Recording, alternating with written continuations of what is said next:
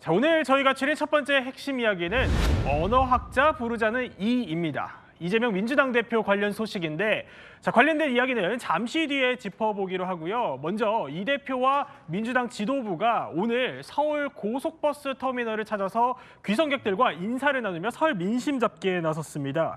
자, 이남희 기자. 보니까 네. 이게 통상 원래 야권은 그러니까 호남선이 있는 용산역으로 좀 자주 갔던 걸로 기억을 하는데 이번에는 서울 고속버스 터미널을 찾았어요. 이게 이유가 있다면서요? 그러니까요. 저도 민주당 오래 출입했는데 이렇게 그 고속버스 터미널로 명절 인사를 간 거는 처음 봅니다. 네. 보면은 용산역으로 간다는 건 주로 이제 호남 쪽으로 가는 것들이 많기 때문에 호남 민심을 잡는다 이런 얘기들이 나오는데 오늘 보면은 이 고속버스 터미널을 가면은요 호남선도 있고 경부선도 있고 여러 지역에 가는 분들이 한꺼번에 모이잖아요. 이렇게 네. 지금 이재명 대표 지도부와 함께 지금 명절 설 귀경 인사를 하고 있는데 아마도 그 여러 중도층을 공략하기 위해서 그러니까 다양한 지역에 있는 분들과 좀 접점을 넓히면서 중도층을 공략한다 이런 일환으로 풀이가 됩니다. 그러니까 호남선뿐만이 아니라 뭐 전국으로 네. 가는 노선이 모여 있는 고속버스 터미널을 좀 타깃을 한 거다 이런 맞습니다. 설명을 해 주신 건데 그런데 이남희 기자 이런 가운데 이 대표 뭐 공직선거법 위반 사건 항소심 선고 이게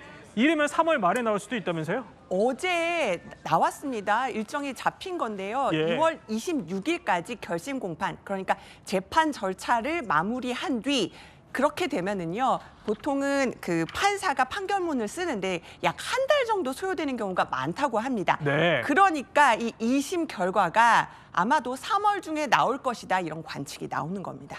자, 배재정 의원. 그러면은 이렇게 되면은 그러니까 항소심 선고가 어쨌든 간에 뭐 조기 대선을 좀 앞지를 가능성이 높아진 건데 민주당은 좀 당황스러운 분위기겠어요?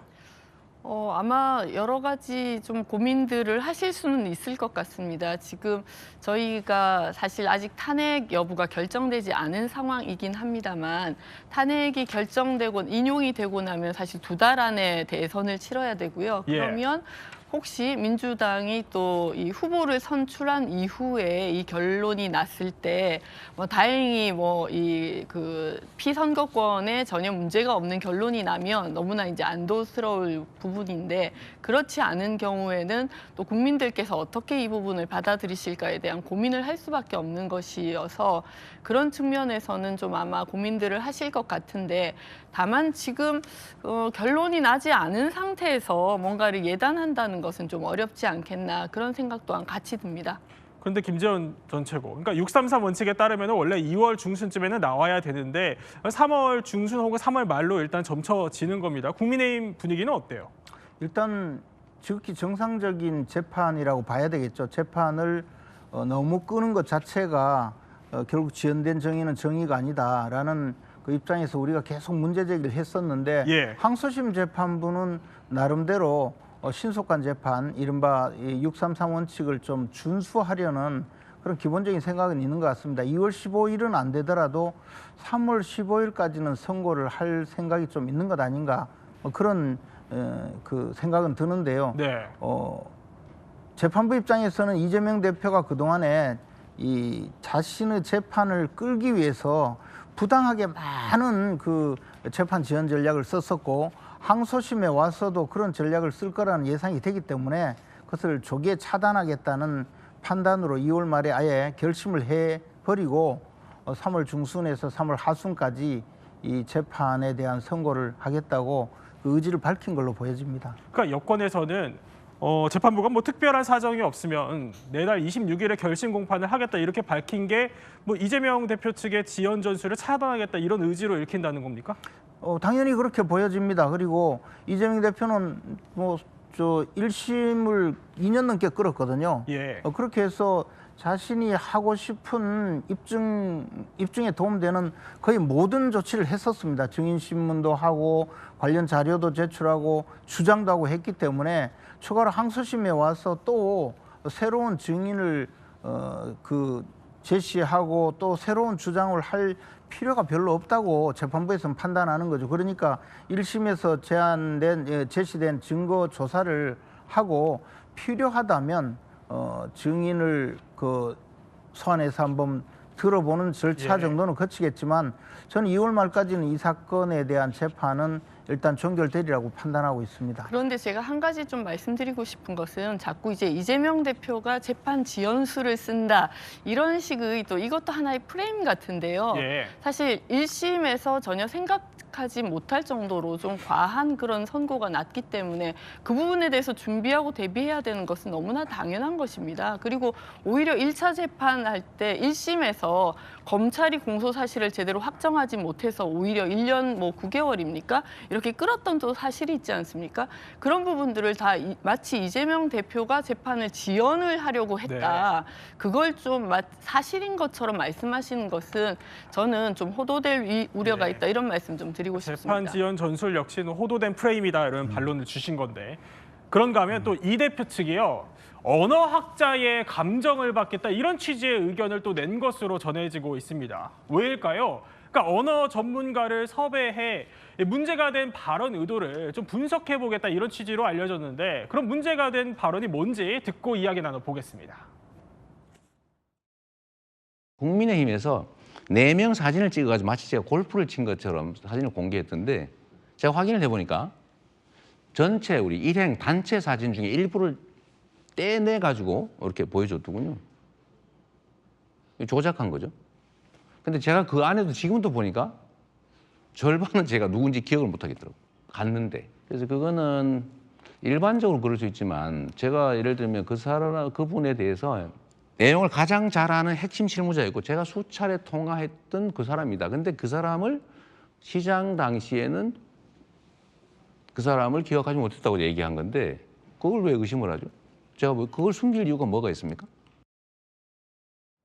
자, 그러니까 이렇습니다. 어제 첫 공판이 열린 건데 이 대표 측이 언어 전문가를 섭외해서 이 문제된 발언의 의도를 좀 분석을 해보겠다 의견을 냈는데 재판부는 받아들이지 않았습니다. 그러니까 김문기 씨를 모른다고 하는 그 발언이 어떤 의도인지를 좀 더 분석하기 위해서 해보겠다. 언어학자뿐만 아니라요. 김동연 경기도지사나 또 이재명 대표 측근까지 이 사건과 별로 관련이 없어 보이는 사람들까지 무더기, 그러니까 13명 정도 증인 신청을 한다고 해서 재판부가 좀 증인 다 받아들이지 않겠다, 추리자. 그래서 아직 지금 최종 인원은 확정이 안 됐는데 좀 더 논의해서 정말 필요한 증인만 지금 추릴 것으로 보입니다. 재판부가 받아들이지 않은 거면 언어학자까지 진짜 필요한 거 맞냐 이 부분에 대한 의문이 남을 수 있을 것 같네요. 우리 대법원 판례는 그 논리칙과 경험칙 그리고 법률에 의해서 사건의 실체를 판단하도록 하는 기본 원칙을 정하고 있습니다. 그러면 대한민국에서 정상적으로 살아온 이재명 대표의 이 말씀을 논리칙과 경험칙, 저 말이 무슨 뜻이다 또는 저 말이 어떤 근거에 의해서 나온 말이다라는 것으로 판단을 하면 되는 것이지 언어학자의 그 발음의 구조나 또 발음을 통해서 이것이 다른 의사일 것이다라고 추측까지 해서 지금 이것을 재판을 한다면 대한민국의 재판은 아마 모든 재판이 이런 요구에 들어갈 거거든요. 실제로 판사들도 언어에서 그 유출되는 여러 가지 그 내용은 바로 논리칙과 경험칙 그리고 만약에 재판을 할 때는 언어의 가능한 범위를 넘어가면 안 된다는 그런 확정적인 판례도 있습니다. 지금 이재명 대표가 주장하려는 것은 자기가 지금 골프를 치지 않았는데 국민의힘 측에서 저 사진을 일부만 내세워서 조작했다. 그렇게 해서 내가 골프 친 것처럼 거짓말했다라고 주장한 것, 그것이 유죄 판결을 받았거든요. 김문기 씨를 모른다고 한 데 대해서는 그것이 이 사실의 진술이 아니라 자신의 기억에 대한 진술이기 때문에 그 부분은 무죄로 한다고 하더라도 지금 화면에 보이는 저 사진이 조작되었다고 주장해서 그것이 그 허위사실 공표로 되었거든요. 근데 사진이 조작된 것이 아니고 유동규 씨, 김문기 씨와 같이 골프를 쳤다는 점을 확인시키기 위해서 전체 중에서 일부를 보여준 것뿐이에요. 그리고 저 사진을 공개한 것은 바로 대선 캠프에서 클린선거 전략본부장을 하던 저거든요. 제가 조작한 게 아니란 말이죠. 그래서 그런 점에서 유죄 판결을 받았는데 언어학자가 필요하다고 주장하는 것은 결국은 증인신문 절차를 통해서 재판을 끌어보고자 하는 그런 시도다라고 볼 수밖에 없는 거죠. 그런데 배재정 전 의원, 그러니까 하려면은 1심에서 했어야 되는 거 아니냐. 오히려 이거 재판 지연 전술이다 이렇게 비판이 나올 수도 있지 않을까요? 조금 전에 우리 김재원 최고께서 언어 전문가가 뭐 발음 뭐 이런 말씀을 하셨는데 제가 이해하기로는 물론 뭐 제가 직접적으로 왜 언어학자를 하려고 했느냐라는 걸 질문해 보진 않았습니다만 제가 이해하기로는 정치인들이 정말 많이 겪는 어려움이 사실 지역에서 특히 저같이 뭐 지역에서 이 총선을 준비했던 사람들도 정말 많은 분들이 저를 아는 채 하고 사실 저와 함께 뭐 사진을 찍을 수도 있고 가깝다고 말씀하실 수도 있지만 예. 실제로 모든 분들을 아는 것은 아니거든요. 그렇기 때문에 본인이 잘 모른다고 한 부분에 대한 맥락을 언어학자가 좀 잘 설명할 수 있지 않을까. 저는 그런 취지로 이해를 하는 것이거든요. 그리고 아까 제가 말씀드린 것처럼 1심에서 사실 많은 분들이 1심 결과에 대해서 물론 저희 민주당뿐만 아니라 저도 재판부의 결정에 대해서는 인정을 하고 존중을 합니다만 전혀 생각하지 못할 정도로 그런 이제 과한 판결이 나왔다라는 부분 때문에 이제 긴장을 하셨을 거고 예. 그러니까 왜 1심을 다시 시작하려고 하느냐 이 말은 적절한 것이 아니라 본인의 방어권을 위해서 1심에서 나온 사실을 사실 뒤집어야 되기 때문에 그런 부분들에 대해서 예민하게 대처하는 것은 당연한 것이다. 이 말씀도 드리고 싶습니다. 예, 또 그런데요. 재판부가 항소심 첫 재판에서 특별한 사정이 없으면 내달 26일에 결심 공판을 열겠다 이렇게 말을 했죠. 그래서 이르면 3월에 2심 결론이 나올 전망인 가운데 민주당 정성호 의원은요. 촉박하다 이런 입장을 내놨습니다. 그럼 뭐가 촉박하다는 걸까요? 듣고 이야기 나눠보겠습니다. 저는 뭐 재판을 또 해봐야 된다고 생각합니다. 일단은 가능한 재판을 신속하게 끝나겠다고 하는 뭐 그런 의지를 표명한 것 같은데 1심에서 유죄를 받은 피고인 입장에서는 또 무죄를 입증하기 위해서 다양한 증거들을 제출하지 않겠습니까? 변호사 입장에서 본다면 한 달은 좀 촉박하다고 보시는 거군요. 그렇죠. 한 달 안에 그런 걸 다 증인을 다 신문 마치고 하는 건 쉽지 않아 보이죠. 자, 김재원 전 최고. 그러니까 뭐 법원은 증인을 핵심으로 좀 추려달라, 그러니까 최소화해달라 이렇게 요구를 하고 있는 건데 아까 지적하셨던 것처럼 1심 재판은 하여튼 2년 2개월 정도 걸렸단 말이죠. 그런데도 시간이 더 필요하다 이런 주장인데 어떻게 보십니까? 거의 과거에는 항소심, 즉 2심에서도 1심과 동일한 방식으로 재판을 해왔습니다. 그런데 소송 구조가 바뀌고 형사소송법이 바뀌고 또 대법원의 그 소송의 이 방식이 바뀌면서요. 예. 1심에서 그 당사자들이 제출할 수 있는 모든 증거 자료를 제출해 달라고 요구를 많이 합니다. 그리고 항소심부터 주로 사실관계 인정보다는 1심에서 제기된 그 증거관계를 판단해서 유무죄 판결을 하는 것으로 중점이 바뀌어 있거든요. 그래서 이 선거법 사건뿐만 아니라 일반적인 사건들도 대체로 항소심에서는 증인을 잘 받아주지 않습니다. 네. 그래서 지금 이것은 이재명 대표에게 특이한 재판 방식이 아니고 일반적인 우리나라 소송 구조에서 그렇게 하고 있거든요. 그런데 더욱이 이 선거법 사건이기 때문에 법률로 명시되어 있는 그 3개월 내에 2심 선고 또 대법원도 3개월 내에 선고해달라는 그런 그 법 규정을 충실히 지키기 위해서 나름으로 재판부가 저런 결정을 한 것이고요. 그렇게 하더라도 이미 3월 중순에 선고하더라도 4개월이 돼버립니다. 그래서 이런 상황을 계속 이재명 대표 측에서 재판을 또 끌고 가려는 시도가 그렇게 성공하지 못하리라고 저는 예상하고 있습니다. 3월 말 2심 선고 빠릅니까? 촉박합니까? 그거는 준비하는 분들의 입장에서 당연히 촉박하게 느껴질 수밖에 없을 것 같습니다. 조금 안타까운 것은 사실 윤석열 대통령이 전 국민이 전혀 생각하지 못했던 그런 계엄을 일으키면서 지금 탄핵 소추가 되어 있는 상황인데요. 그렇다 보니까 국민의힘에서 이재명 대표의 재판을 계속 좀 물고 늘어지시는 그런 상황이 되어버렸고 그런 것에 뭐 재판부가 심리적인 압박을 받지 않았다고 얘기할 수 있을까 그런 생각이 들거든요. 그러니까 이재명 대표의 방어권은 제대로 또 존중될 필요가 있다. 이렇게 말씀드리고 싶습니다. 그런데 이런 가운데 민주당이 그러니까 일타 강사인 전한길 씨의 영상을 신고를 했더라고요. 이게 무슨 일이죠? 네, 이분 전한길 씨 같은 경우는 공무원의 한국사 강사로 굉장히 유명한데 이런 내용을 올렸어요. 대한민국의 혼란은 바로 중앙선관위가 초래했다. 그러니까 윤 대통령이 계엄 선포한 이로 꼽는 이 부정선거 의혹에 동조했다. 이거는 가짜 뉴스다. 이런 이유로 민주당이 바로 전한길 씨를 고발을 한 겁니다. 그렇군요.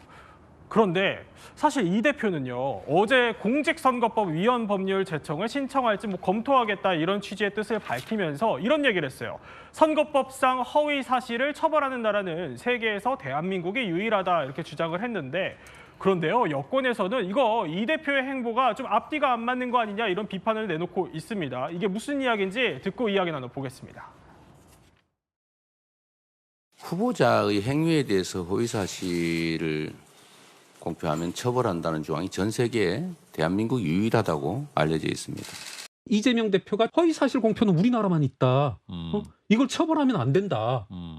그래서 그에 따라서 위헌법률 심판 제청을 하겠다고 했는데, 그럼 저로선 당연히 드는 의문이, 카톡을 SNS를 대상으로 여러 국민들을 상대로 잡돌이 하겠다. 그리고 216명 법적 조치하겠다는 건 뭔지, 불과 며칠 사이에. 이틀 전 이재명과 오늘 이재명은 다른 건지 좀 상당히 당황스럽고. 자, 배재정 의원. 그러니까 민주당이 아까 고발이 아니라 구글에 신고를 한 겁니다. 그런데 이렇게 이 대표가 허위사실 공표를 처벌하는 나라, 이거 세계에서 우리나라뿐이다 이렇게 주장을 했는데, 또 민주당이 일타 강사로 유명한 이 전한길 씨를 이거 신고한 거는 앞뒤가 안 맞는 거 아니냐 이런 지적이거든요. 그러니까 왜 그걸 두 개를 엮어서 이렇게 마치 이재명 대표 혹은 민주당이 터무니없이 지금 행동하고 있다 이렇게 돋보이도록 하시려는 의도는 알겠습니다만, 사실 전 세계의 선거법상의 허위사실 유포로 인해서 처벌되는 사례가 없다는 것은 이재명 대표가 팩트로서 말씀을 한 거고요. 전한길 씨의 유튜브에 대해서 저도 하도 전한길 이런 얘기가 돌길래 한번 봤습니다. 그랬더니 지금 윤 대통령이 얘기하고 극우 유튜버들이 이야기하는 선거관리위원회가 네. 부정선거를 했고 그게 지금 이번 사태의 뭐 원흉이다 이렇게 이야기하시는 걸 저도 봤거든요. 그러니까 이렇게 영향력 있는, 특히 역사 강사라고 하시는데 이분의 개인적인 어떤 뭐 의견이야 있을 수 있겠습니다만, 사실 지금 부정선거가 없다는 것이 선관위가 지속해서 확인하고 있고, 또 그동안 국정원이든 대법원이든 다 그렇게 결정을 내린 부분인데, 네. 이 부분을 이렇게 과하게 말씀하시는 거에 대해서 이거는 진짜 좀 허위 사실을 유포하는 것이다라고 생각을 해서 신고를 구글에 한 네. 것이거든요. 그러니까 그 여부는 구글에서 받아들일지 말지를 결정하는 건데, 이렇게 계속해서 이 계엄도 선관위 때문이고 뭐 모든 사태의 원흉이 선관위고 이렇게 이야기하는 예. 거에 대해서 어디까지 우리가 진짜 들어줘야 되는 건지 저는 그런 의문을 제기하고 싶습니다. 자, 김재원 전 최고. 그러니까 두 사안, 이 대표가 말한 것과 이 전한길 씨를 신고하는 거를 왜 두 개를 같이 비교하냐 이렇게 주장을 하시는데, 그럼 김경률 전 비대위원 좀 무리한 주장을 하는 거예요? 아니 근데 민주파출소인가 뭔가 만들어서 그 카톡에 올라온 그 내용을 예. 퍼나르는 사람도 그것이 허위면 전부 고발하겠다고 설쳐서 카톡 검열이라는 그런 비난을 받았잖아요. 지금 저 내용도 마찬가지인데, 사실 전 세계에 무슨 저 허위사실 공표 행위를 처벌하는 나라 우리나라밖에 없다는 그 말 자체가 거짓말이거든요. 그리고 더 나가서 그러면 거짓말 잘하는 사람을 선거에 뽑자는 이야기입니까? 이 법을 이 형을 강화한 것은 딴 사람도 아니고 노무현 전 대통령 시절이에요. 그때 열린우리당이 이 선거법을 만들어서 정치개혁을 해서 우리가 20년 이상 사용해 왔거든요. 예. 그리고 수많은 사람들이 이 조항에 의해서 그 당선 무효형을 선고받았어요. 그런데 지금 와서 이것이 잘못되었다고 주장하는 것이 그게 얼마나 먹혀들겠습니까? 그리고 지금 저 전한길 그 유튜브 내용을 외국에서 말씀하셨는데, 저도 저 방송에 나오길래 한번 봤어요. 근데 저분이 이야기한 거는 무슨 선관위가 부정선거했다는 것도 아니고 왜 수개표를 하지 않고 전자개표를 해서 이렇게 말썽이 나게 하느냐. 그러니까 전자개표 하지 마라. 수개표 하자. 우리 국민들이 그 개표 시간이 좀 늦어져도 우리가 정확하게 의심이 나지 않는 방법이 있다면 그것을 따를 네. 거다. 그러니까 수개표로 바꿔달라고 요구한 거예요. 근데 전한길 씨 이야기가 뭐냐 하면, 아니 나는 선관위에 대해서 문제 제기를 했는데 왜 민주당이 신고를 하냐는 거예요. 선관위에서 신고를 하면 자기가 이해를 하겠다. 네. 민주당은 또 이렇게 날뛰느냐, 그 이야기를 하더라고요. 저는 이런 것이 바로 민주당의 이 아전인수적, 자기들 그 표현만 맞고 남들은 다 틀리고 조금만 마음에 안 들면 전부 어디 고발하고 신고하고 윽박 지르고 이런 것이 잘못되었다는 거죠. 이렇게 공방이 좀 뜨거워지는 가운데 근데 국민의힘이 그냥 과거에 이 대표도 그런 적이 있다. 또 글을 소환하면서 역공에 나섰더라고요. 무슨 그러니까요. 저 이재명 예. 대표 과거 글을 요즘 국민의힘에서 굉장히 많이 찾고 있거든요. 그중 하나입니다. 이재명 대표가 2014년 12월에 올린 글이에요. 자, 3.15 부정선거를 능가하는 부정선거다. 2012년 대통령 선거. 그러니까 박근혜 전 대통령과 문재인 당시 후보가 그 대결을 했던 그 박근혜 전 대통령 대선이 네. 바로 부정선거 의혹이 있다라고 주장을 했다는 겁니다. 결국은 이재명 대표도 이렇게 부정선거 의혹을 제기한 거 아니냐 하면서 국민의힘도 역공에 나선 겁니다. 자, 이 대표의 또 공직선거법 위반 혐의 항소심 선고가 이르면 3월 말에 나올 걸로 전망이 되면서요. 자, 당 주류를 겨냥한 비명계의 견제 목소리도 본격화되는 모양새입니다. 목소리 들어보시죠. 국민들은 지금 우리가 저들과 무엇이 다른지, 저들과 무엇을 다르게 해나갈 것인지를 두 눈 부릅뜨고 지켜보고 있습니다. 어느 한 사람이나 어느 한 사고의 독주를 허용하지 않는, 그리고 다원주의를 지향하면서도 폭력적인 은행을 용납하지 않는다는 것을 국민들께 똑똑히 보여드려야 된다고 생각합니다. 민주당이 다수당이니까 국정 운영에 책임을 지는 모습을 보여다오라는 그런 기대가 있었던 것 같고요. 그런 점에서 조금 더 계속 강공일병도로 간 데 대한 국민적인 좀 피로감 내지는 그런 부분이 있는 것 같습니다. 종합하면 이거예요. 뭐 김경수 전 지사도 그렇고 김부겸 전 총리 그리고 임종석 전 의원까지 이제 예. 이재명 대표 일극 체제에 대해서 한계를 지적하면서 뭔가 좀 다양하게 목소리가 나와야 된다 이 취지로 지금 강조를 하고 있는 겁니다. 그렇군요.